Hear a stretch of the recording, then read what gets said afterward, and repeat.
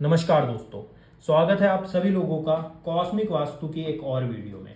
तो आज का जो हमारा विषय है वो है आपके घर का ब्रह्म स्थान, यानी कि ये जो सेंटर वाला पार्ट है इसके ऊपर आपको क्या बनाना चाहिए क्या नहीं, यहाँ पर किन चीज़ों को शुभ बताया गया है और किन चीज़ों को अशुभ।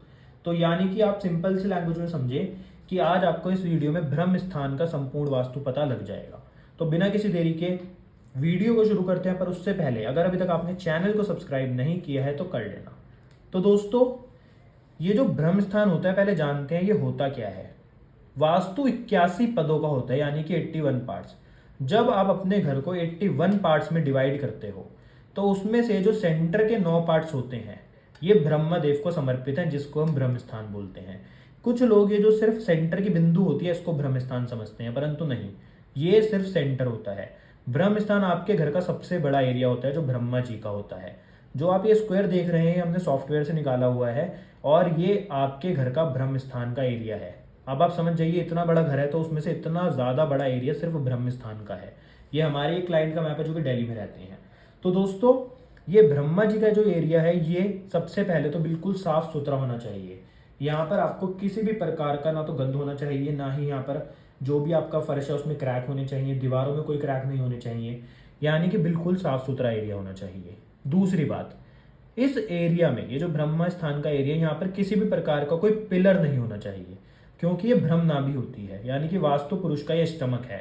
और यहाँ पर अगर आपने कोई पिलर बना दिया तो जो भी व्यक्ति इस घर में रहेगा उसको स्टमक से रिलेटेड प्रॉब्लम रहेगी, चाहे कोई भी हो। साथ ही साथ दोस्तों, इस एरिया में आपको किसी भी प्रकार से सबसे पहले तो बेडरूम नहीं बनाना।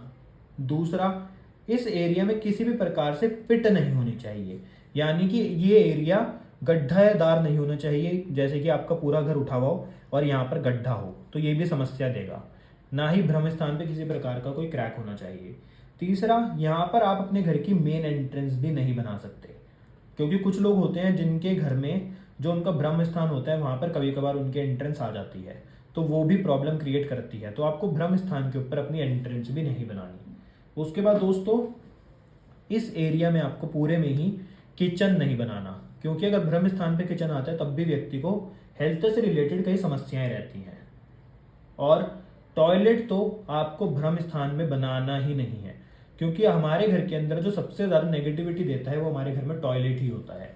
तो अगर ब्रह्म स्थान पे टॉयलेट बन गया तो ये पूरे ब्रह्म स्थान को तो अशुद्ध करेगा ही, साथ ही साथ ब्रह्म स्थान को अशुद्ध होने के बाद आपके पूरे घर में भी अशुद्धि फैलाएगा। इसका कारण ये है कि ये जो ब्रह्म स्थान होता है यही आपके घर में जो 45 देवी देवता होते हैं उनकी उत्पत्ति का कारण होता है, यानी कि सभी देवी देवता यहीं से ही मतलब निकलते हैं। सबसे पहले ये ब्रह्म स्थान का एरिया ही बनाया जाता है।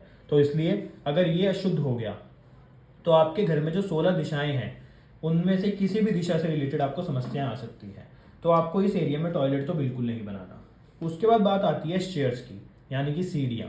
तो जब भी ब्रह्म स्थान पे सीढ़ियाँ होती हैं तो वो क्या समस्या देती है, सीढ़ियों में वेट होता है। तो अगर वो ब्रह्म स्थान पे आ जाती हैं तब भी व्यक्ति को हेल्थ से रिलेटेड ज़्यादा समस्याएं आती हैं। व्यक्ति की कमर में दर्द रहना शुरू हो जाता है, उसको साइटिका, उसको साथ ही साथ डिस्क बल्ज जैसी समस्याएं आती हैं, या फिर हर्निएटेड डिस्क जैसी। तो इसलिए आपको ब्रह्म स्थान पे सीढ़ियाँ नहीं बनानी। परंतु अगर आपके पास कोई चॉइस ही नहीं है तब जाकर आप अपने ब्रह्म स्थान के ऊपर या तो वुडन की सीढ़ियाँ बनाएं या फिर ग्लास की सीढ़ियाँ आती हैं, क्योंकि उनमें वेट बहुत कम होता है सीमेंट की सीढ़ियों के मुकाबले। उसके बाद भी उसमें कई उपाय किए जाते हैं जिससे कि वो सीढ़ियाँ आपको प्रॉब्लम ना दे। उसके बाद दोस्तों, सीढ़ियाँ भी नहीं बनानी। नेक्स्ट आता है, यहाँ पर आपको अपने घर में लिफ्ट भी नहीं बनानी, क्योंकि ब्रह्म स्थान पे आपको पिट तो बनानी नहीं है, आपको हमने बताया था। साथ ही साथ यहाँ पर वेट भी नहीं होना चाहिए, और लिफ्ट में पिट भी होती है और वेट भी होता है। तो इसलिए ब्रह्म स्थान के ऊपर लिफ्ट और साथ ही साथ आपके घर में जो पिट है वो दोनों ही मना है।